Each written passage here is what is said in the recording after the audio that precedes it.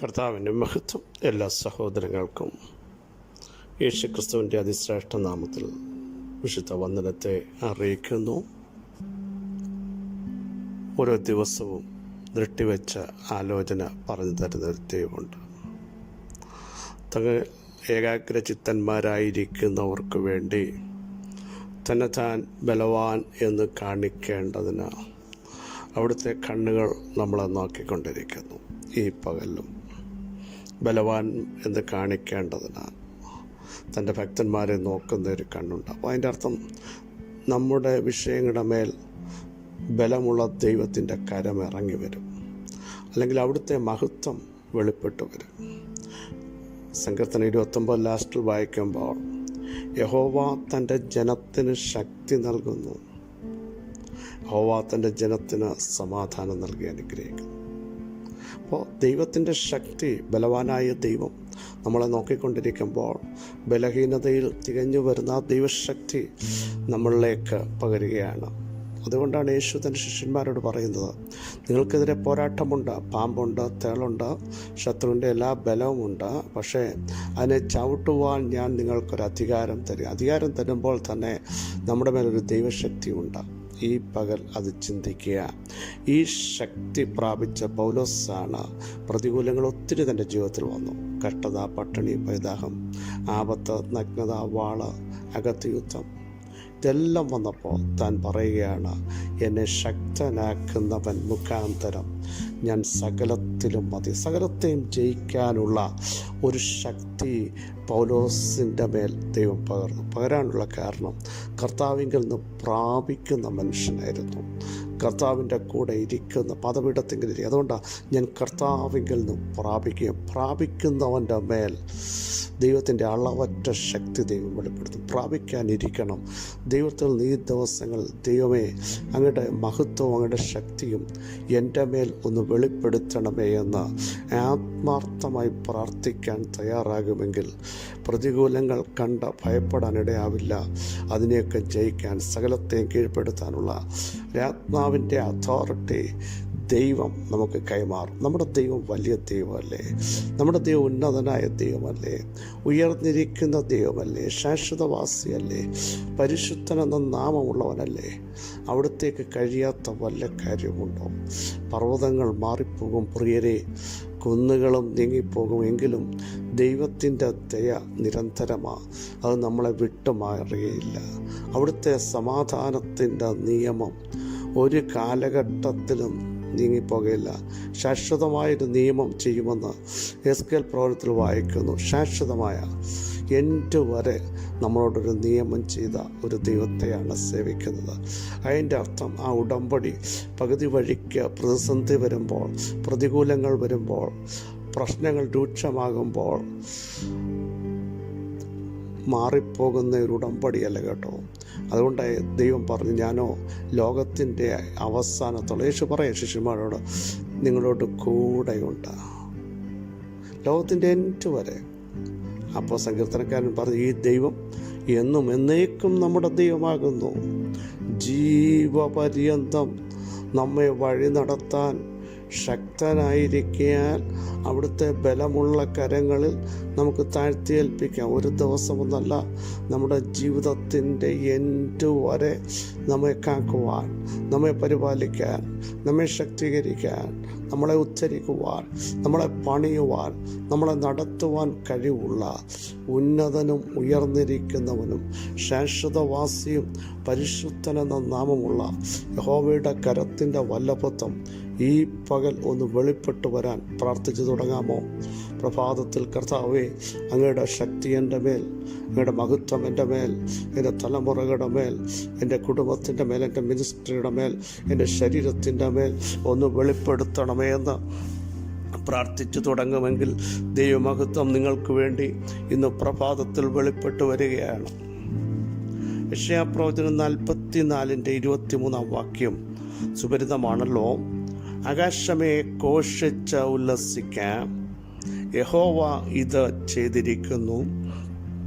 ഭൂമിയുടെ അധോഭാഗങ്ങളെ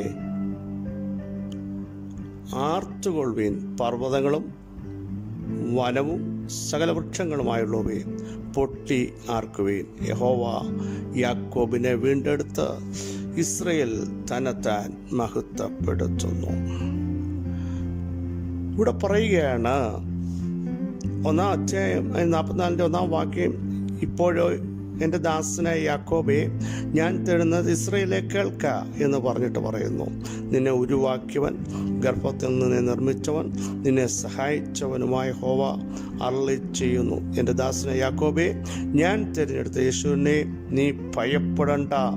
ദാഹിച്ച് ഇരിക്കുന്ന ഇടത്ത് ഞാൻ വെള്ളവും വരണ്ട നിലത്ത് നീരൊഴുക്കുകളും പകരും. നിന്റെ സന്തതിയുടെ മേൽ എൻ്റെ ആത്മാവിനെയും നിന്റെ സന്താനത്തിൻ്റെ മേൽ എൻ്റെ അനുഗ്രഹത്തിന് പകരും എന്ന് പറഞ്ഞിട്ടാണ് ഇത് തുടങ്ങുന്നത്. എന്നിട്ട് പറയുന്നു, ഞാൻ ആദ്യനാണ്, ഞാൻ അന്ത്യനാണ്, ഞാനല്ലാതെ ഒരു ദൈവമില്ല എന്ന് പറഞ്ഞിട്ട് താഴോട്ട് വായിക്കുന്ന വാക്യങ്ങൾ വളരെ ശ്രദ്ധേയമാണ്.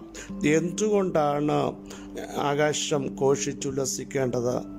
യഹോവ ഇത് ചെയ്തിരിക്കുന്നു. ഈ പകൽ ദൈവത്തിൻ്റെ കരം നമുക്ക് വേണ്ടി പ്രവർത്തിച്ചിരിക്കുന്നത് കൊണ്ട്, ദൈവത്തിൻ്റെ കരം നീട്ടിയിരിക്കുന്നത് കൊണ്ട് ഘോഷിച്ചുല്ലസിക്കണം. ഹല്ലേലൂയ.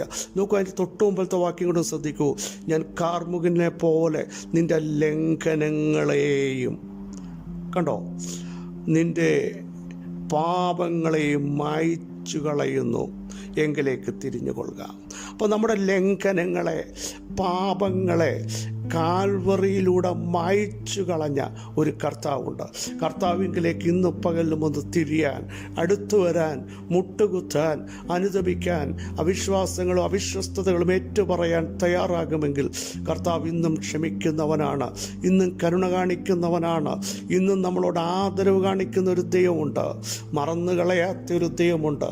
നമുക്കറിയാം, കൽവറിയുടെ കൊലക്കളത്തിൽ ഇഞ്ചിഞ്ചായി തകർക്കപ്പെടുകയും അവിടുത്തെ അവസാനത്തുള്ളി രക്തവും നമുക്ക് വേണ്ടി ഊറ്റിത്തരികയും ചെയ്ത് സ്വന്തം തോളിന്മേൽ തലചായിച്ച് സകലവും നിവർത്തിയായി എന്ന് പറഞ്ഞ് പ്രാണനെ വെടിഞ്ഞ ആ മഹാസ്നേഹത്തിനായി ഇന്ന് പകൽ നന്ദിയോടെ സ്തോത്രം ചെയ്യൂ. പറയ, ആകാശമേ ഘോഷിച്ചുല്ലസിക്കുക, യഹോവ ചെയ്തിരിക്കുന്നു. ഈ പകൽ യഹോവ ഇന്നതൊക്കെ ഞങ്ങളുടെ ജീവിതത്തിൽ ചെയ്തിരിക്കുന്നു. ചെയ്യുമെന്നല്ല, ഇന്ന് പകൽ നിങ്ങളുടെ വിഷയം സങ്കീർണമാകാം. അത് നിങ്ങൾക്ക് വലിയ ഭാരമായി തോന്നാം. പക്ഷെ കർത്താവ് പറയുന്നു, ഞാൻ ഇന്നത് ചെയ്തിരിക്കുന്നു. നിനക്ക് വേണ്ടി, നിന്റെ ഔദ്യോഗിക മേഖലകൾക്ക് വേണ്ടി, നിന്റെ തലമുറകൾക്ക് വേണ്ടി, നിന്റെ ശരീരത്തിന് വേണ്ടി, നിന്റെ മിനിസ്ട്രിക്ക് വേണ്ടി, നീ ഭാരപ്പെടുന്ന വിഷയത്തിന് വേണ്ടി ഇന്ന് ഞാൻ ഇത് ചെയ്തിരിക്കുന്നു. അതുകൊണ്ട് പൊട്ടിയാർക്കണം, സന്തോഷിച്ച ദൈവത്തിന് മഹത്വം കൊടുക്കണം, ഉല്ലസിച്ച ദൈവമുമ്പാകെ ആരാധിക്കാൻ തയ്യാറാകണം. ഹല്ലേലൂയ. ഭൂമിയുടെ അധോഭാഗങ്ങളെ ആർത്തുകൊള്ളുക. അധോഭാഗങ്ങൾ, കാണാത്ത കാര്യങ്ങൾ, മറഞ്ഞിരിക്കുന്നത്, അവിടെയും ഒരു ആർപ്പുണ്ട് കേട്ടോ. ഇതുവരെ കാണാത്ത ചില വാഗ്ദത്തങ്ങൾ പൊട്ടിയാർക്കാൻ പോകുക. കാരണം അതിനെ ദൈവം പുറത്തു കൊണ്ടുവരാൻ പോകുക. എത്ര വലിയ കട്ടകളാണ് അതിൻ്റെ മുമ്പിലുള്ളത്, പുറത്തേക്ക് വരത്തില്ലെന്ന് വാദിച്ചാലും ദൈവം അത് ചെയ്തിരിക്കുന്നു. ദൈവത്തിൻ്റെ കൈ നീട്ടിക്കഴിഞ്ഞാൽ അകത്തളങ്ങൾ വെളിപ്പെടേണ്ട ചില ദൈവപ്രവൃത്തി ഇന്ന് പകൽ നിങ്ങൾ കാണാൻ പോകുകയാണ്. നിങ്ങൾ സന്തോഷിക്കാൻ പോകുകയാണ്. നാളുകളായത് കാണാതെ അടക്കപ്പെട്ടതുപോലെ ഇനിയും അത് പുറത്തു വരത്തില്ലയോ, ഇനിയും അത് ജീവൻ വെക്കത്തില്ലയോ, എനിക്ക് കാണാൻ പറ്റത്തില്ലയോ എന്ന് നീ ചിന്തിക്കുന്ന വിഷയം പുറത്തു കൊണ്ടുവരാൻ പോകുക. അതോ ഭാഗങ്ങളുള്ള കാണാമറയത്തിരിക്കുന്ന ഇരുട്ടിലുള്ള ചില നിക്ഷേപങ്ങൾ, മറഞ്ഞു കിടക്കുന്ന ചില ഗുപ്തനിധികൾ ദൈവം അത് പുറത്തേക്ക് എടുപ്പിക്കുമ്പോൾ നീ സന്തോഷിക്കാൻ പോകുകയാണ്. നീ ആത്മാവിൽ ആരാധിക്കാൻ പോകുകയാണ്. ദൈവശക്തി വ്യാപരിക്കാൻ പോകുകയാണ്. ആത്മാവിന്റെ വലിയ പരിവർത്തനങ്ങൾ ഇന്ന് പകൽ ഈ ദൂതിന്റെ മധ്യേ തന്റെ ജനത്തിന്റെ മേൽ യേശുവിന്റെ നാമത്തിൽ വ്യാപരിക്കട്ടെ. ഹല്ലേലൂയ. പർവ്വതങ്ങളും വനവും ഏറ്റവും ഉയർന്നു നിൽക്കുന്നതാണ്. അവിടെയും ദൈവപ്രവൃത്തി വരാൻ പോകുക. വനം നിഗൂഢമായതാണ്. ഹല്ലേലൂയ. സ്ട്രോങ് ആയി നിൽക്കുന്ന വൃക്ഷങ്ങൾ അവിടെ ഉണ്ട്. പക്ഷേ ദൈവ മഹത്വം അവിടെയും കാണാൻ പോകുക. ഏറ്റവും സ്ട്രോങ് എന്ന് നീ വിചാരിക്കുന്ന, നിനക്ക് കയറിപ്പോകാൻ പറ്റാത്ത ഇടമാ വനം കേട്ടോ. അതിനകത്ത് ദൈവത്തിൻ്റെ പ്രവൃത്തി. നിനക്ക് കയറിപ്പോകാൻ പറ്റാത്തത്, എത്തിപ്പിടിക്കാൻ പറ്റാത്ത ഇടത്തും ദൈവത്തിൻ്റെ മഹത്വം വെളിപ്പെടുന്ന പകൽക്കാലമാണ്. വിശ്വസിക്കുന്നവർ ഈ ദൂത് ഏറ്റെടുത്ത് ദൈവത്തിന് സ്തോത്രം ചെയ്യട്ടെ. ഹല്ലേലൂയ. എന്തിനാണ് യാക്കോബേ നീ സന്തോഷിക്കേണ്ടത്? ആകാശമേ ഉല്ലസിക്കേണ്ടത്? അടുത്ത ഭാഗം, യഹോവ യാക്കോബിനെ വീണ്ടെടുത്തു, ഇസ്രയേൽ തന്നെത്താൻ മഹത്വപ്പെടുത്തുന്നു. ഹല്ലേലൂയ. യഹോവ യാക്കോബിനെ വീണ്ടെടുത്തു. തന്നേക്കാൾ ബലവാനായവൻ്റെ കയ്യിൽ നിന്ന് വീണ്ടെടുത്ത ദൈവമുണ്ട്. വീണ്ടെടുപ്പുകാരൻ ജീവിക്കുന്നത് കൊണ്ട്, അവിടുത്തെ മഹത്വം നമ്മുടെ മേൽ വെളിപ്പെട്ടു വന്നതുകൊണ്ട്, അവിടുത്തെ കൈ നീട്ടിയത് കൊണ്ട് ഇന്ന് പകൽ സന്തോഷിച്ചുല്ലസിച്ച് എൻ്റെ കർത്താവിന് മഹത്വം കൊടുക്കാൻ തയ്യാറാകട്ടെ.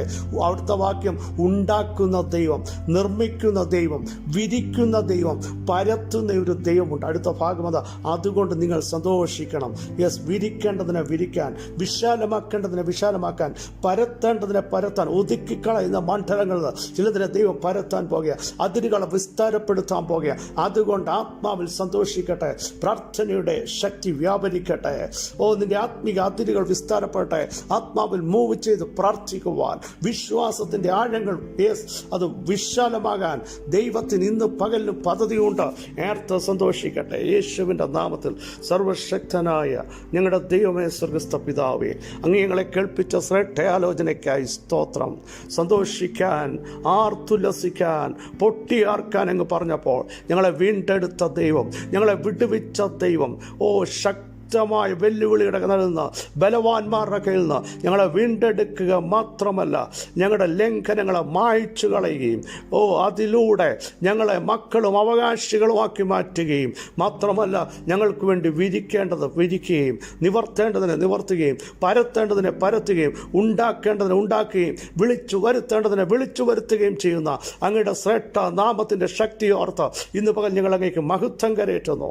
യേശുവിൻ്റെ നാമത്തിൽ ജനം വിടുതൽ പ്രാപിക്കട്ടെ, സൗഖ്യം വ്യാപരിക്കട്ടെ, ബലം കൽപ്പിക്കപ്പെടട്ടെ. ചവറായ ശേഷിപ്പുകൾ ശക്തീകരിക്കപ്പെടട്ടെ. ആത്മശക്തിയുടെ വ്യാപാരത്തിലേക്ക് ജനം വെളിപ്പെട്ടു വരുന്ന ചില നന്മകളുടെ, വിടുതലുകളുടെ, ആത്മീക അനുഗ്രഹങ്ങളുടെ മാരി ഇന്ന് പകൽ പെയ്യുന്നത് റിസീവ് ചെയ്യാൻ തയ്യാറാവട്ടെ. യേശുവിൻ്റെ നാമം ചൊല്ലി അവിടുത്തെ ദാസന്മാർ തലമുറകളെ എല്ലാം ഞങ്ങൾ ബ്ലസ് ചെയ്യുന്നു. കൃപയിൽ മറയ്ക്കും വൻ കാര്യങ്ങൾ ചെയ്യും. യേശുവിൻ നാമം തന്നെ. ആമേൻ, ആമേൻ. പ്രിയ സഹോദരങ്ങളെ, പൊട്ടിയാർക്കുക, സന്തോഷിക്കുക, ഉല്ലസിക്കുക. കർത്താവ് നമ്മളെ വീണ്ടെടുത്തിരിക്കുന്നു. അവിടുന്ന് നമ്മുടെ മേൽ അവിടുത്തെ മഹത്വം വെളിപ്പെടുത്തിയിരിക്കുന്നു. ഉണ്ടാക്കുന്നു, പരത്തുന്നു, നിർമ്മിക്കുന്നു, വിരിക്കുന്നു. ആ ദൈവത്തിന് നന്ദി പറയാം. ഈ വചനങ്ങളെ കർത്താവ് സഹായിക്കട്ടെ. ക്രിസ്തുവിൽ നിങ്ങളുടെ സഹോദരൻ പാസ്റ്റർ ബിജു മാത്യു.